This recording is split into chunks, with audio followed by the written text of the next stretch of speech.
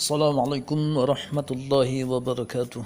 Hamdan wa syukran lillah, salatan wa salaman ala rasulillah wa ala alihi wa ashabihi wa mawalah. Faqala Allah Ta'ala fil Qur'anil Karim, a'udzu billahi minasy syaithanir rajim. Bismillahirrahmanirrahim. Wa qul i'malu fasayarallahu 'amalakum wa rasuluhu wal mu'minun. وَسَتُرَدُّونَ إِلَى عَالِمِ الْغَيْبِ وَالشَّهَادَةِ فَيُنَبِّئُكُم بِمَا كُنتُمْ تَعْمَلُونَ. ثم قال في آية أخرى حافظوا على الصلوات والصلاة الوسطى وقوموا لله قانتين. Alhamdulillah, wajiblah kita bersyukur kepada Allah Subhanahu wa Ta'ala. Tentu di dalam kehidupan kita bervariasi, ada kita yang punya kesibukan yang luar biasa, tapi ada di antara kita yang kesibukannya adalah biasa-biasa saja. Tentu di dalam kesibukan ini banyak hal yang perlu kita sikapi, sehingga kesibukan yang ada tidak melalaikan kita untuk ingat kepada Allah Subhanahu wa Ta'ala. Ada satu kisah yang judulnya adalah Jangan Tunda Solat. Al-Kisah pada zaman dinasti Abbasiyah, yaitu Raja kelima Harun al-Rashid yang berkuasa selama 17 tahun ketika itu.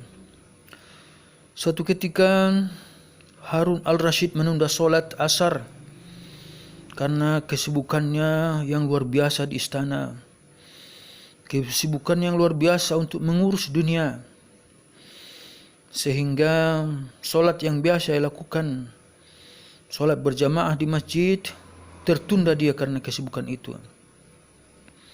Maka sebagai sesama yang beriman, beliau didatangi seorang ulama yang bernama Abu Yusuf dengan mendatangi beliau ke istana dengan memulai kata-kata salam. Assalamualaikum ya Amirul Mukminin. Dijawab oleh Khalifah, Waalaikumsalam. Kemudian dengan perbincangan sejenak, maka seorang ulama yang datang kepada beliau ini memulai satu cerita.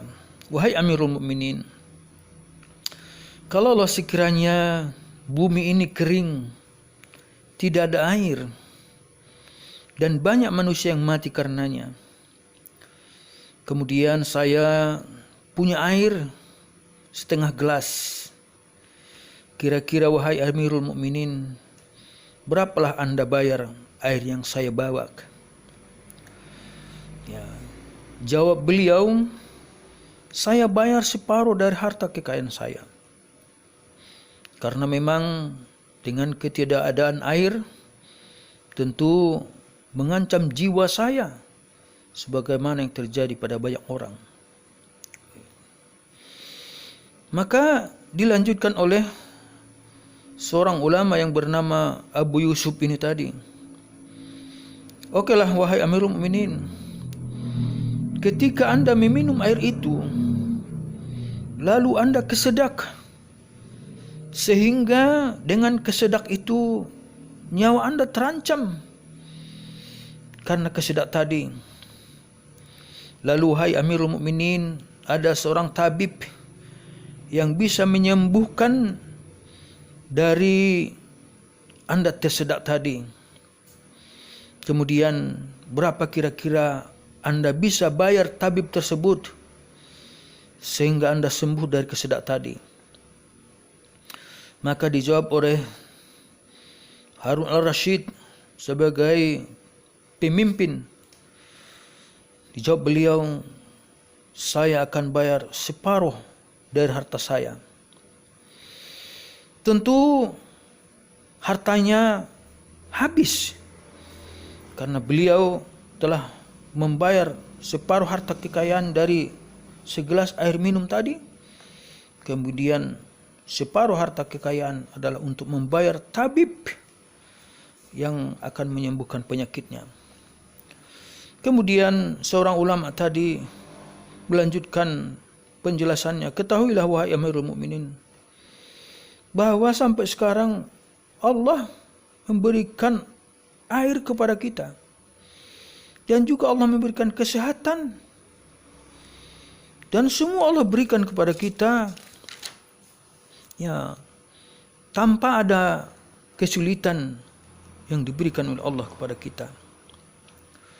Tentu pertanyaannya, wahai Amirul Mukminin, apakah dengan kesibukan kita yang luar biasa, lalu kewajiban kita kepada Allah kita abaikan ataupun kita tunda? Maka dengan menjawab penjelasan dari seorang ulama yang bernama Abu Yusuf ini tadi, Harun al-Rasyid, sebagai seorang kepala negara, merenung dan meneteskan air mata. Betapa sungguh dia telah berbuat keliru, karena memang kesibukannya yang luar biasa, sehingga dia berani menunda panggilan Allah Subhanahu wa taala untuk melaksanakan sholat asar pada ketika itu. Oleh karenanya kisah yang singkat ini tentu memberikan mau'izah kepada kita. Dengan kesibukan yang luar biasa sekalipun apa yang kita lakukan, tentu kita harus sadar, kita harus paham bahwa ketika datang panggilan Allah, tentu yang kita kedepankan itu adalah panggilan Allah daripada kesibukan yang kita lakukan. Ini kisah ini singkat dia, tetapi tentu sangat mendalam untuk sama-sama kita pahami di dalam kehidupan kita. Jangan tunda solat. Dalam surah Al-Baqarah ayat 238 tadi dijelaskan oleh Allah, hafizu 'alas shalawat. Jaga solatmu, jangan tinggalkan solat, jangan lalai dengan solat. Karena memang kesibukan-kesibukan yang lain yang akan melalaikan kita. Walaupun dengan kesibukan itu adalah merupakan kesibukan yang menurut kita tidak bisa kita tinggalkan. Tentu ini kita sikapi dengan baik.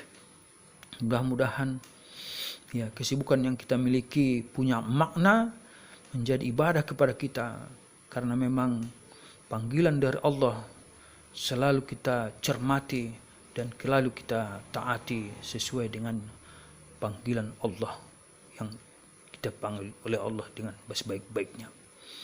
Kisah ini memberikan inspirasi kepada kita supaya kita lebih taat dan tunduk pada peraturan dan panggilan Allah Subhanahu wa taala. Demikian dalam video yang singkat ini, mudah-mudahan bermanfaat. Assalamualaikum warahmatullahi wabarakatuh.